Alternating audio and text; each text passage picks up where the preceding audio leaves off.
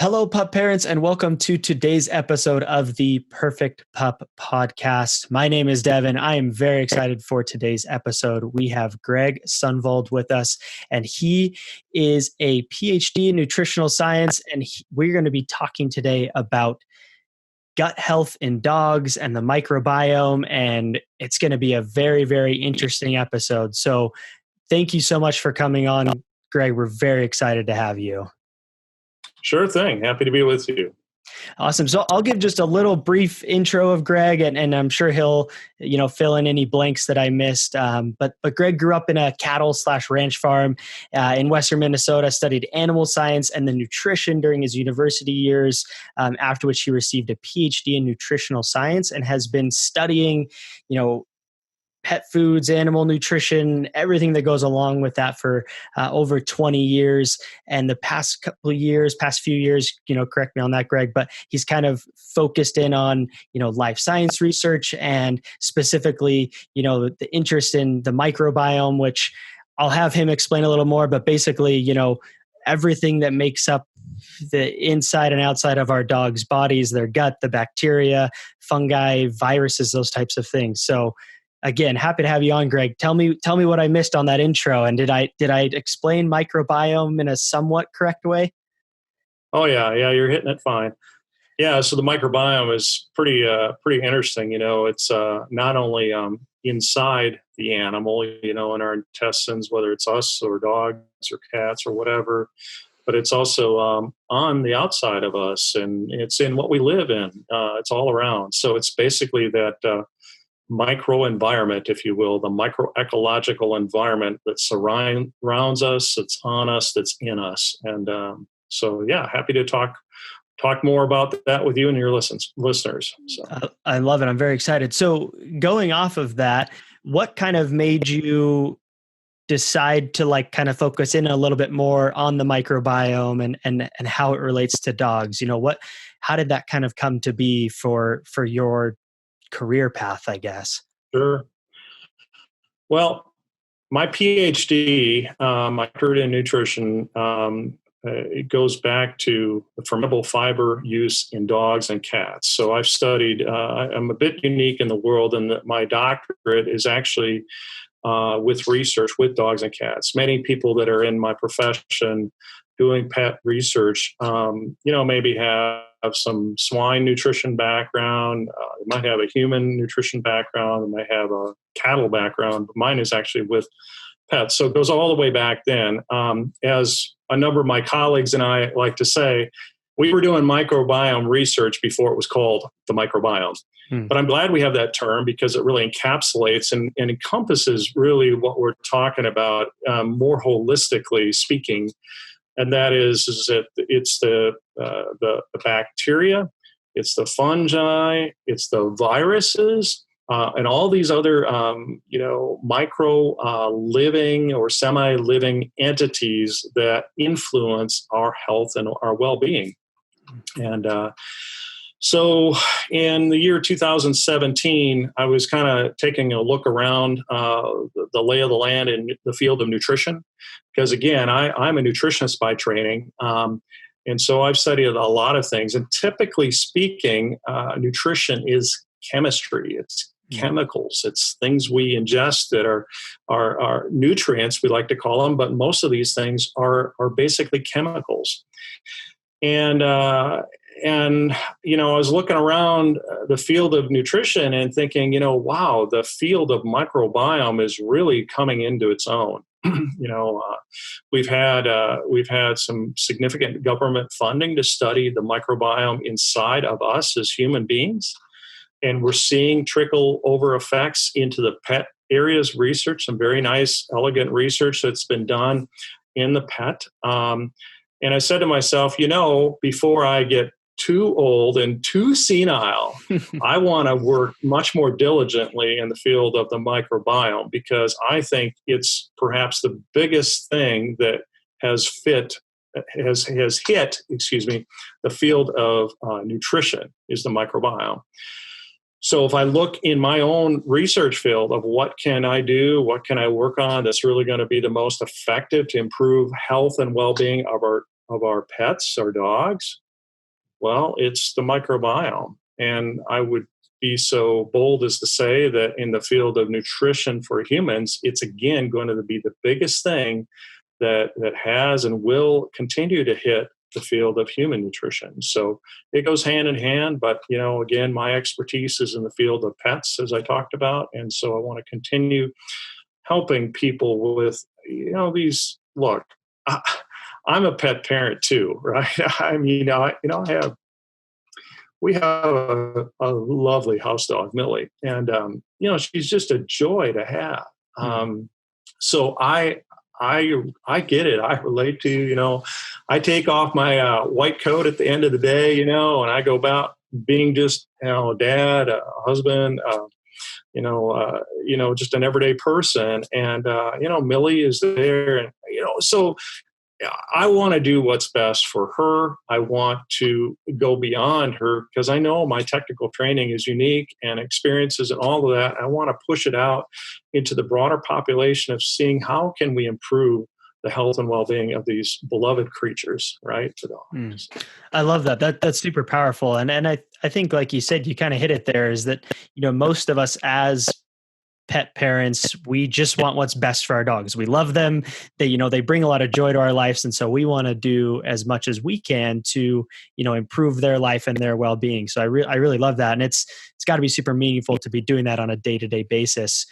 So my question, kind of based off of that. So, you're talking about how researching the microbiome is going to help improve your dog's life. So, as you've been doing your research, what parts of our dog's life is affected by the microbiome? I know you said it's pretty holistic, but, if I'm listening to this and I'm thinking, okay, if I improve my dog's microbiome, gut health, like what specifically is that going to do for my dog for their health?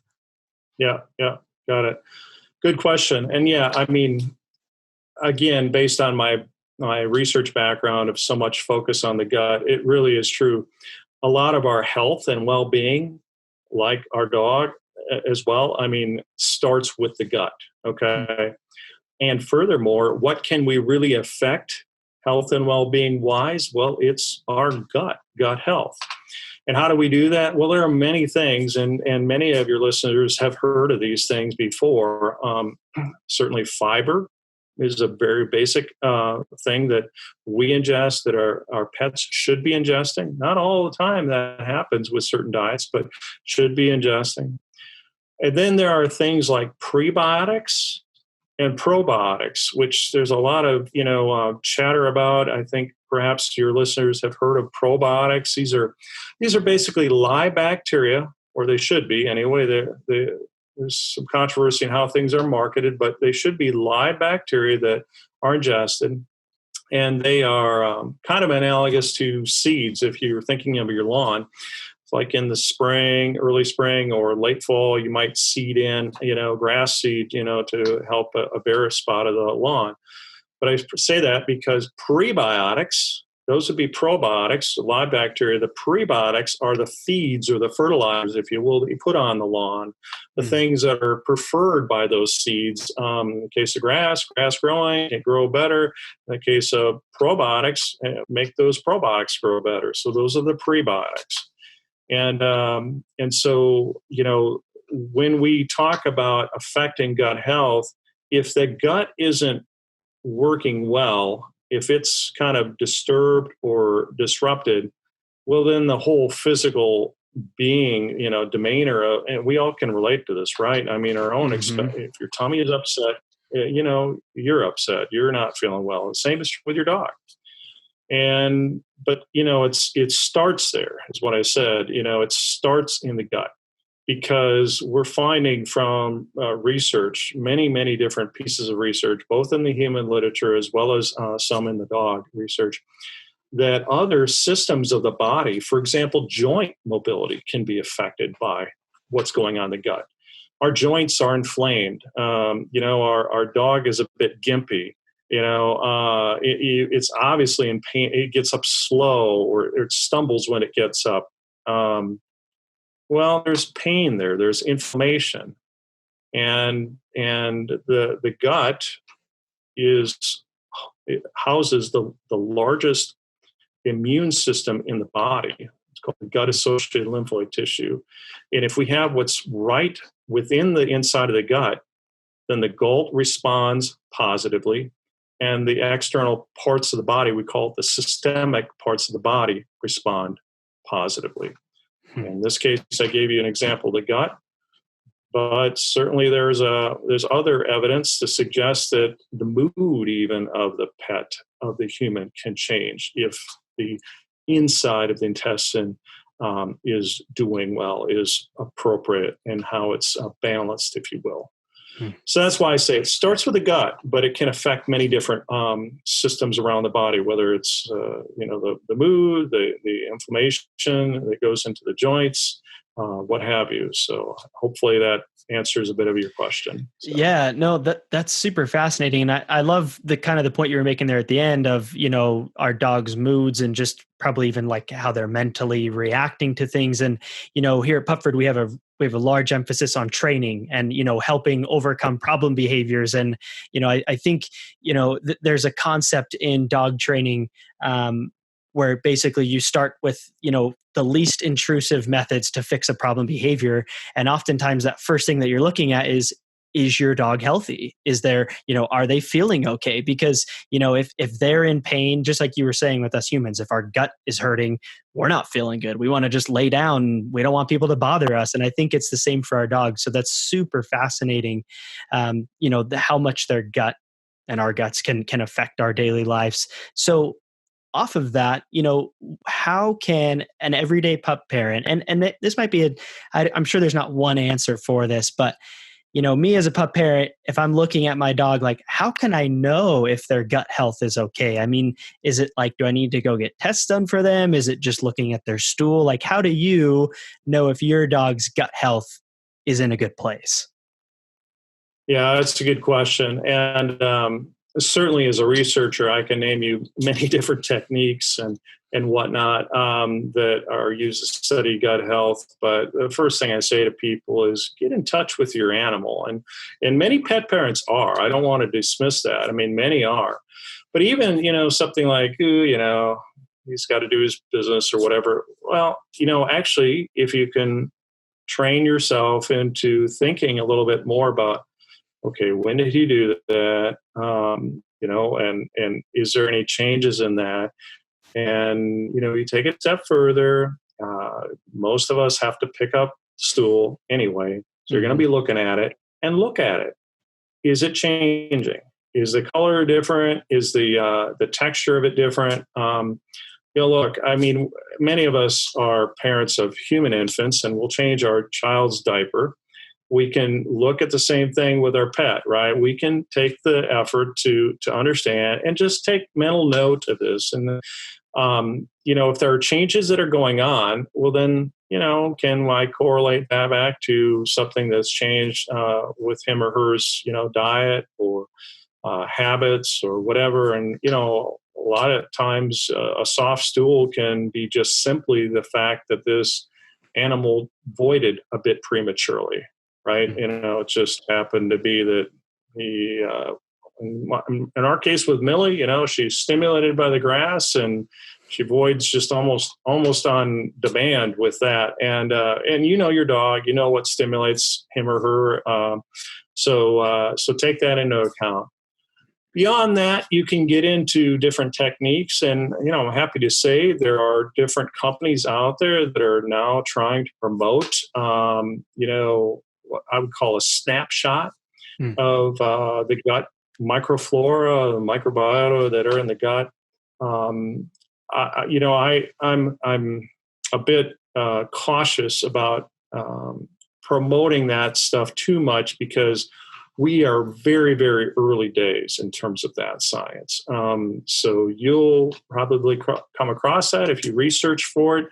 But like a lot of things in science, it takes a tremendous amount of data to really get a good handle on, what you can do with that data. So it's cool. You can take a genomic test and figure out where your ancestry is or whatever. Mm-hmm. At the end of the day, it doesn't really change anything about you. And the same is true. You can take a snapshot of your gut and see all these different organisms that live in there. You can do it with your dog. But at the end of the day, there's only so much you're going to do with that, perhaps. So I just would be, for the citizen scientist, go for it. Go look at it. Figure out where you came from. Figure out, what's happening with your microflora in your gut, or your dog's microflora in your gut, in his gut. But I don't know. I don't know what you're going to do with a lot of that data. Now, you'll certainly see some other opinions, especially when they're marketing things for that. But there are, so there are things you can do. But again, I'd say I come back to the basics of know your own animal and know how she is changing. And that's a really good early warning sign.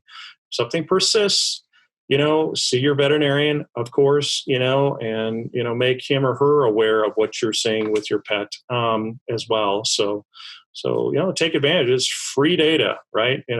Free information. So, be wise and take advantage of that information. So free information that you usually can get a couple times a day. So might as well be, like you said, might as well be taking advantage of it. One Sure. question that we did have come in, I posed the question in a private Facebook community, and one question that I did have come in, and I've personally wondered this myself, because most times when you switch dog foods or you're adding on a supplement or whatever it might be, they talk about transitioning slowly over time. Can you help me understand a little bit more of the importance of that, like from a microbiome perspective, from a gut perspective? Why do we need to slowly transition our dogs to new food, treats, supplements, etc.? Sure. Well, if you think about it, like I've been starting to talk about previously, there are things that we have in our diets, or dogs have in their diets, that change the microflora. Very well substantiated research. Certain fibers do this, certain prebiotics, and so forth. And what happens there is, more specifically, is not only do the bacteria levels or composition change, but also things like gut mucins change. What is that? Well, kind of, we can probably best relate to it through our nasal cavity. And certainly there are different triggers that make us, have more mucus or whatever. Same is true in our gut, in our dog's gut. So when you introduce a new food, new dietary substance, not only will that gut microflora change, but also the mucins lining the gut will change. And that could be due to changes in the microflora. It could be due to, frankly, an allergic response. And it doesn't have to be a strong, bad, powerful, negative response, but just a change. The lining of the intestine isn't used to seeing those different proteins, whatever it is that's coming in with the new dietary nutrients, dietary things that are being ingested. And so as that shift occurs and the mucin production occurs, the shifts in the microflora change, and they themselves can disrupt the gut. And there's something called osmotic diarrhea that occurs, and that is basically too much water coming into the colon and resulting in loose or diarrhea-like stools. That's the extreme. And so if you have that change too quickly, you have the microflora changing too quickly for the animal to be accustomed to, and for the lining of the intestine to be accustomed to. And that's the risk your animal faces with too quick of a dietary disruption. So that's really the long and the short of it when it comes to why you want to take a diet transition slowly. It's because of just that. You don't want to have that disruption too quickly. It isn't to say that the new thing that's being consumed is bad. Mm-hmm. It's just saying that the new thing is different, and now that animal's inside has to get used to that new thing. So. That makes a lot of sense. That's a really clear explanation. One kind of maybe last question that I have to wrap things up a little bit, and we're pretty upfront with our listeners. They know that this podcast is sponsored by Pupford, and we sell products, of course. And I don't want to be too promotional, but we have been working with you on the new Super Pup supplement that we're coming out with. Can you give us just like a brief overview of like why you chose some of this specific ingredients for gut health in particular? And we'll probably try to put some links, and I'll talk to you afterwards about specific research that is available that people can look at around these specific ingredients. But what were some of the ingredients you included for gut health in particular, and why you chose them? Sure. Well, let me back up. When I had my vision or my mission clarification in 2017 about studying the microbiome, you and your listeners have to realize that at the core of me is an industrial scientist, not an academic scientist, but an industrial scientist. Put simply, when I left my academic program, which I loved and I thought was excellent training, and I really respect all those folks. I was at a turning point in my career. It's like, do I want to, or a fork in the road, if you will, do I want to, lean more toward the academic side, or do I want to move into an industry sort of setting? And I chose that for my career, I wanted to focus on filling store shelves, not bookshelves. And it isn't to say that academic research is bad in that way. I mean, it's foundational to a lot of things that occur in our society and our scientific understanding that then leads to other things in society. But look, at the core of me is someone that wants to, make a difference in the world by, impacting, bringing the science forward, making it real, making it applicable. So when I had that epiphany in 2017, I basically said, okay, what can I do here? Well, I've had this vision for a while that I would create healthy nutritional treats, functional treats, if you will. And then when I said, I'm going to focus on the microbiome, well, then it became much more obvious. Okay, these functional treats are not just going to be any old kind of treats.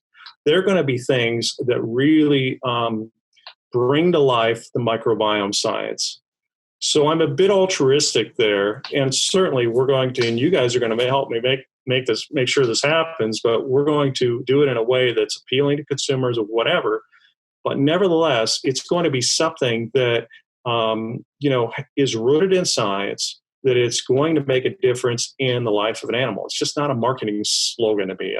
Right. That doesn't float the boat. It's not about the cash. It's not about, getting rich. Look, there's a lot of things I could have done in my life that I've been much more wealthy than I am now. It's not going to be in this thing. But it is going to be something that, as a fellow pet parent, I'm going to be very at ease of saying, look, this will be something that your pet probably won't get any other place. In fact, I know the research enough, and I know enough about the science of these products. This is different. This stuff is different. So to answer your question very specifically, we have things like, selected probiotics, not just any old probiotic, but they're probiotics that we think are going to be important for the conditions we're dealing with in this product. We have prebiotics in this product, again, helping those probiotics come to life, if you will, inside the gut of the animal and sustain them and establish them and make them active and so on. We've got digestive enzymes in this product, which, really is kind of at the beginning of all this.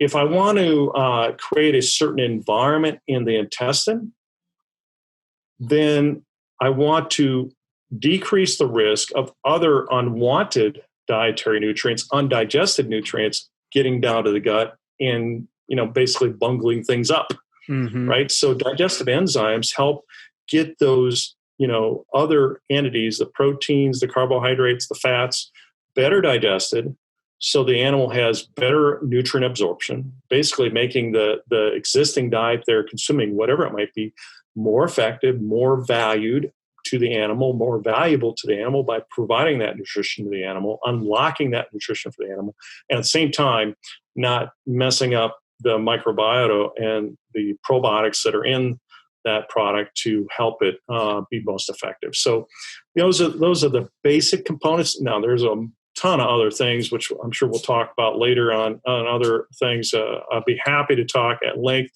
Probably for your listeners, maybe some of it will be a bit boring. It's bordering on nerdy, but look, it's about the science. It's the technical nature of this thing. It's not about just a slick marketing slogan and trying to do something that's right for our pets. Because again, the mission is, how can we really provide a functional benefit for these pets, these beloved creatures that I don't have to explain to any single pet parent. They all know what I'm talking about, because they have theirs and they have their stories, and God bless them. I want them to be happy and fulfilled with their pets.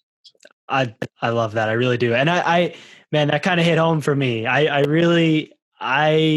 just love what you stand for, and I love the mission behind what you're doing. And honestly, when, the moment that we kind of came in contact with you and started learning more about what you were trying to accomplish, it just made us so excited at Pupford, because, we feel the same way. We love the relationship that people have with their dogs, and doing whatever we can to strengthen that is super fulfilling. And I know you can relate to that.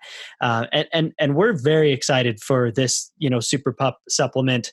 And like you said, we're going to have more conversations that are going to probably go into other parts, specifically more about joint health and those types of things. And for all you listeners, be prepared for those, because we'll be coming out with a lot more information to, like Greg was saying, we want people to understand how this is going to help your dog and why this is going to make their life better. It's not just some product we wanted to sell. We want your dogs to have better health and to, in turn, live longer, have a happier life, because when we can see that our pets are in distress, it's tough. It's tough for us as pet parents. And so, we're trying to do as much as we can to help make that happen. So we're super excited to be working with Greg and, coming out with Super Pup to help people improve their dog's gut health. I just want to say again, another personal thank you to Greg for coming on this episode. I learned a lot. I mean, I was like zoned in, intent, loving every second of this. I hope our listeners feel the same. And, I'll be putting some information in the show notes for this episode, a link to Greg's website about the microbiome to read more of his articles and learn more about what he's doing. So I just want to say thank you, Greg, for coming on this episode. I have learned so much. So thank you so much for coming on. Thank you. Thank you for the invite. And to all of you listeners, just enjoy your pet. We don't know what tomorrow brings. And just like with your family members, enjoy your pet. They're wonderful creatures.